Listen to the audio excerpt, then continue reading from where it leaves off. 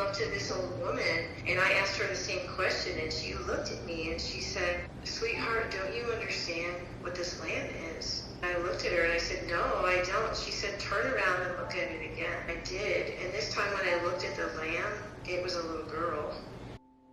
When I was in college, I figured out that I was pregnant. I just decided that I would go see the clinic near my college and made an appointment and went in. When I saw the baby on the monitor and I heard the baby's heart, I started crying, pretty inconsolable. I just figured, okay, I'm a big girl, I gotta take care of this, and I know I can't support a baby, so this is the decision I'm gonna make. And I don't remember a whole lot of it. It was just kind of like, okay, well, there you go. And that was pretty much it. And then their part of the story was done. At that point, I just pretty much figured that there's no way God's going to love me after what I did. I know I killed my child, and I did it. There's just no point in trying to have a relationship with God anymore. That, I wasn't raised in church, and I remember having a dream one night, 2 years after the procedure, after I'd had the abortion. I had this dream that I had been given a lamb, and I was like, I don't know anything about farm animals. What is the deal with this? Why am I being given this responsibility? I was in my dream taking this lamb, I like had a rope around its neck and like a little leash, and I was walking around asking people to help me with it. And I said, I don't know anything about taking care of a lamb. Can you help me with it? Will you help me? Will you help me? Will you help me? Will you take this lamb? Everybody I asked kept saying no. And I came up to this old woman and I asked her the same question, and she looked at me and she said, "Sweetheart, don't you understand what this lamb is?" I looked at her and I said, "No, I don't." She said, "Turn around and look at it again." I did, and this time when I looked at the lamb, it was a little girl.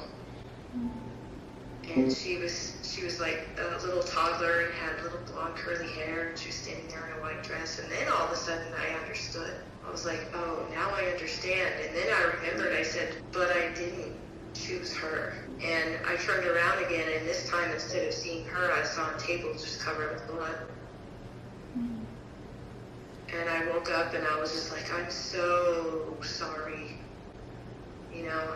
It was just horrible, because it's like a heartbreak, but it's a heartbreak that you do yourself, Right. It's like I had reached into my own chest and ripped my heart out and put it on the floor, and then I'm like, well, how am I supposed to make myself feel better when I'm the one that did this to myself, That's probably the hardest thing. I actually ended up in another relationship, made the same mistake, and became pregnant again. I was done with my college, I had a degree, I had a job, but this time I was like, I'm not going through that again. I'm willing to figure out how to deal with supporting the life of my child, because I can't go through that again. That was devastating. I can't. And I had some really great people in my life that were not being judgmental, that wanted to love on me and help me love my child. It made it easier. I mean, it was financially hard to choose to have a child and not be married. I remember mourning the wedding that I wouldn't get because this father, again, didn't want to be in our lives. It's just me on my own. And it just, my perspective was changed. I was like, I don't care what it takes. I'm going to raise this child, and if it's hard, but I'm going to do the right thing this time. And it was difficult. It was a struggle. I'm not going to lie. I just felt so much better about choosing my son.